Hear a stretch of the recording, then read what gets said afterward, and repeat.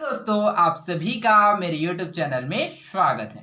आज हम पढ़ेंगे अध्याय 7 जैविक प्रक्रिया पोषण परिवहन श्वसन एवं उत्सर्जन life process nutrition transportation respiration and excretion का लेक्चर 12, जिसमें आज का हमारा टॉपिक है परिवहन तंत्र से जुड़ी संरचनाएं व उनका कार्य, structure and function related to transport system. Okay, तो इस टॉपिक में हम लोग परिवहन तंत्र के बारे में जानेंगे कि पेड़ पौधे में किस प्रकार से परिवहन होता है।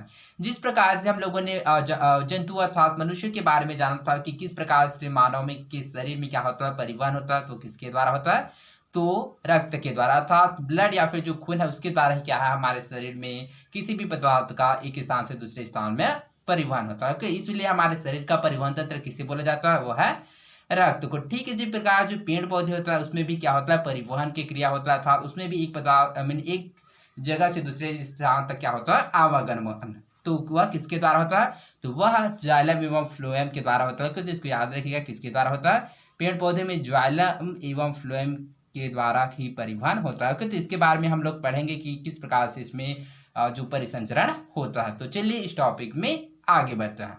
तो इस टॉपिक में आगे बढ़ने से पहले चलिए हम लोग परिवहन के बारे में और डिस्कस कर लेते हैं कि परिवहन क्या होता है। जैसे कि आप लोगों को मैंने परिवहन के बारे में बताया था, किसी पदार्थ का एक स्थान से दूसरे स्थान तक पहुंचना ही परिवहन कहलाता है। ओके, तो परिवहन तंत्र किसे कहते हैं, तो जिस तंत्र के द्वारा परिवहन का कार्य होता है उसको परिवहन तंत्र कहता है।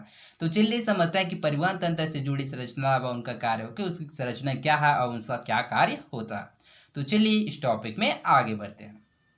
जैसे कि हमने पहले भी जिक्र किया था कि सभी जीवों के शरीर में जैविक प्रक्रियाओं के लिए जरूरी पदार्थ एवं जैविक प्रक्रियाओं से उत्पन्न उत्सर्जित पदार्थों का परिवहन होता है। तो जिस प्रकार से हम लोगों ने पढ़ा था कि किसी भी पदार्थ का एक स्थान से दूसरे स्थान तक ले जाने के लिए क्या है, परिवहन तंत्र का उपयोग किया जाता है। ओके, मनुष्य के शरीर के रक्त वाहिनियों के बारे में हम जानते हैं। तो जिस प्रकार से हम लोग मनुष्य के शरीर के रक्त वाहिनियों के बारे में जानते हैं, इसी प्रकार पौधों में विभिन्न प्रकार की नलियों की व्यवस्था होती है। तो ठीक इसी प्रकार क्या होता है, पेड़ पौधों में भी क्या होता है, विभिन्न प्रकार की नलियों की व्यवस्था होती है। पुष्पीय पौधों में हम इन नलियों की विशेष व्यवस्थाओं का अवलोकन कर सकते हैं। तो पुष्पीय अर्थात जो पुष्प वाले जो पौधे होता है उसके नलियों की विशेष व्यवस्थाओं का हम लोग अवलोकन कर सकते हैं। पिछले साल हमने पढ़ा था कि पौधे में जाइलम और फ्लोएम नामक ऊतक होते हैं, जिससे मुख्य रूप से विभिन्न प्रकार के पदार्थों का परिवहन होता है। ओके, तो आई होप आप लोगों ने क्लास 9 में पढ़ा होगा कि जो जाइलम और फ्लोएम नामक जो ऊतक होता है उसके द्वारा क्या है, विभिन्न प्रकार के पदार्थों का परिवहन होता है। पौधों की परिवहन संबंधी ऊतक अर्थात संवहन ऊतक जड़ के अंदर की तरफ होते हैं तथा तनों के बाहर की तरफ।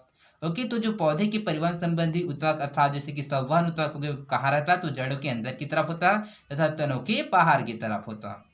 अधिकांश द्विबीजपत्री पौधों में परिवहन संबंधी ऊतक तने व जड़ में विशेष घेरों में पाया जाता है। ओके, तो अधिकांश जो द्विबीजपत्री होता है, जो दो बीज वाला पत्ता होता है अर्थात उसमें क्या होता है, द्विबीजपत्री पौधों में क्या होता है, जो परिवहन संबंधी ऊतक कहाँ होता है, वह तने व जड़ के विशेष घेरों में पाया जाता है। एक बीजपत्री पौधे में यह पूरे जड़ या तने में बिखरे हुए नजर आता है। चित्र 15 क्योंकि तो जो एक बीजपत्री में क्या होता है, पूरे पौधे में नजर आता है। ओके, किंतु जो द्विबीजपत्री पौधे होता है उसमें क्या होता है, ऊतक के तनी एवं जड़ में विशेष घेरों में पाया जाता है अर्थात ये क्या है, वृद्धि वाले भागों में पाया जाता है। ओके, तो तने में क्या होता है, वृद्धि होता है, उसमें भी होता है, जड़ में भी वृद्धि होता है। अर्थात जो द्विबीजपत्री पौधे वाले जो में होता है वह क्या होता है, अधिकांश ऊतक तने व जड़ में विशेष घेरों में पाया जाता है, किंतु एक बीजपत्री पौधे में यह पूरे जड़ या तने में बिखरे हुए नजर आता है। ओके, जैसे कि चित्र 15 क्योंकि जैसे हम लोग चित्र 15 के द्वारा समझते हैं। जैसे कि यहाँ पर देख सकते हैं कि एक बीजपत्री व द्विबीजपत्री पौधों में संवहन ऊतक की स्थिति। ओके, तो यहाँ पर जैसे कि एक बीजपत्री को प्रदर्शित किया गया है, ये इसका तना है, और ये दो बीजपत्री का एक बीजपत्री का जड़ या दो बीजपत्री का जड़। ओके, तो जैसे कि हम लोग देख सकते हैं इसमें क्या होता है, तना एवं जड़, ये क्या है, इसका संवहन ऊतक। ओके,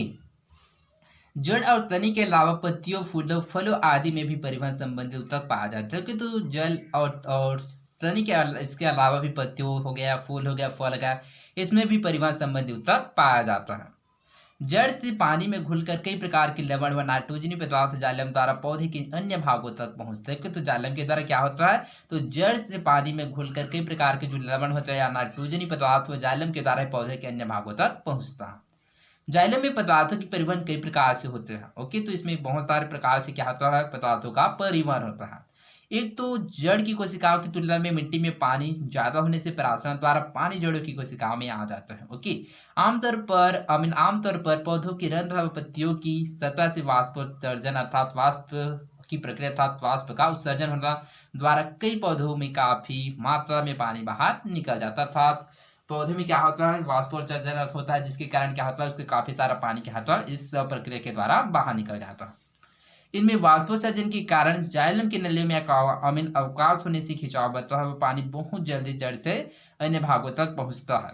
फ्लोएम ओके, तो इस प्रकार से यह जाइलम के कार्य होता है। फ्लोएम उत्तक की अधिकांश कोशिकाएं जीवित है और उनके जरिए पानी में घुलित अन्य पदार्थ जैसे शर्करा, अमीनो अम्ल आदि का परिवहन कई बार जीवित कोशिकाओं से ऊर्जा की मदद से होता है। तो इस प्रकार से फ्लोएम उत्तक की अधिकांश कोशिकाएं क्या होता है, जीवित होता है, जिसके जरिए क्या होता है, पानी में घुले हुए अन्य पदार्थ जैसे कि शर्करा हो गया, अमीनो एसिड या जिसको अमीनो अम्ल बोला जाता है आदि का परिवहन होता है। कई बार जीवित कोशिकाओं से ऊर्जा की मदद होता है। अर्थात इस प्रकार से हम लोग समझ सकते हैं कि जो जाइलम एवं फ्लोएम का ये क्या होता है, कार्य होता है। ओके, किसके संबंध में, वो है परिवहन के संबंध में। ओके, जैसे कि हम लोग चित्र 15 में देख सकते हैं कि चित्र 15 बार जैसे कि पौधे के अलग अलग अंगों में संवहन होता की स्थिति। ओके, तो जैसे कि इसके अलग अलग अंग में इसके अलग अलग संवहन जो संवहन होता है उसकी स्थिति होता है। तो चलिए इसको समझते हैं। जैसे कि यहाँ पर देख सकते हैं, यहाँ पर क्या है, जड़ के समान क्या हो, चलिए देख सकते हैं जड़ में उपस्थित जो जाइलम है फ्लोएम, तो यह जाइलम है, जो रेड कलर का दिख रहा है वो जाइलम है और जो ब्लू कलर का है वो क्या है, फ्लोएम है। ओके, जैसे कि आप लोग देख सकते हैं, तो इसका जो बड़ा संरचना जब देखते हैं तो यहाँ पर मिलता है जो फ्लोएम इस प्रकार से होता है और जो जाइलम है वो इस प्रकार से। ओके, ठीक इसी प्रकार जो जाइलम फ्लोएम तने के पश्चात इस प्रकार से मिलता है, तो यहाँ पर जाइलम है वह एवं फ्लोएम इस प्रकार से उपस्थित होता है। किंतु जो पत्तियों में होता है, पत्तियों में भी क्या अलग टाइप से दिख रहा है, जैसे कि आप लोग देख सकते हैं जाइलम की संरचना इस प्रकार होता है एवं फ्लोएम की संरचना इस प्रकार से होता है। तो आई होप आप लोगों को समझ आएगा कि जाइलम एवं फ्लोएम क्या होता है। तो बेसिकली आई होप आप लोगों को समझ में आएगा कि इसका कार्य क्या क्या होता है। ओके, तो इसके संबंध में आप लोग याद रखिएगा कि जाइलम क्या होता है। तो पौधों में जाइलम के द्वारा परिवहन होने वाले पदार्थों में जल एवं खनिज लवण होते हैं। ओके, जाइलम के द्वारा क्या होता है, तो पौधे में जाइलम द्वारा परिवहन होने वाले पदार्थों में जल एवं खनिज लवण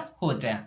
अब फ्लोएम में क्या होता है, तो फ्लोएम में क्या होता है, तो पौधे में भोजन तथा अन्य पदार्थों का परिवहन फ्लोएम के द्वारा होता है। ओके, तो यदि भोजन या फिर अन्य पदार्थों का जो परिवहन हो रहा है वो किसके द्वारा होगा, तो वह फ्लोएम के द्वारा होगा। एवं जाइलम के द्वारा क्या होगा, तो परिवहन होने वाले जैसे कि पदार्थ में जल एवं खनिज लवण है तो वह जाइलम के द्वारा होगा। ओके, इसके साथ ही आप लोग याद रखना कि जाइलम की वाहिकाएं एवं वाहिनिकाएं आपस में जुड़कर जल एवं खनिज लवण का संवहन करते हैं। ओके, और इसके और क्या है, जैसे कि फ्लोएम, तो फ्लोएम में क्या होता है, तो फ्लोएम की जो चालनी नलिका होता है, तो फ्लोएम की चालनी नलिकाओं से प्रकाश संश्लेषी उत्पाद का परिवहन जड़ों, फलों, वृद्धों वाले अंगों की ओर होता है। ओके, जड़ों के मूल रोम मृदा के संपर्क में होता है, जो कि केशिका जल एवं खनिज लवण को आयन के रूप में ग्रहण करते हैं, वह किसके द्वारा, वह जाइलम के द्वारा। किंतु जो फ्लोएम होता है, तो फ्लोएम के द्वारा परिवहन दोनों दिशाओं में होता है, अर्थात ऊपर की दिशा में भी होता है, अर्थात जैसे कि आप लोग समझ सकते हैं जैसे कि तृतीय वाले दिशा में और जड़ की दिशा में दोनों में होता है। तो आई होप आप लोगों को जाइलम एवं फ्लोएम के बारे में समझ आया होगा कि जाइलम एवं फ्लोएम क्या होता है। तो इसके साथ हम लोगों ने परिवहन तंत्र से जुड़ी संरचना और उनके कार्य के बारे में जाना। तो आई होप आप लोगों को समझ आया होगा। तो आज के लिए बस इतना ही, मिलते हैं अगले वीडियो में। धन्यवाद।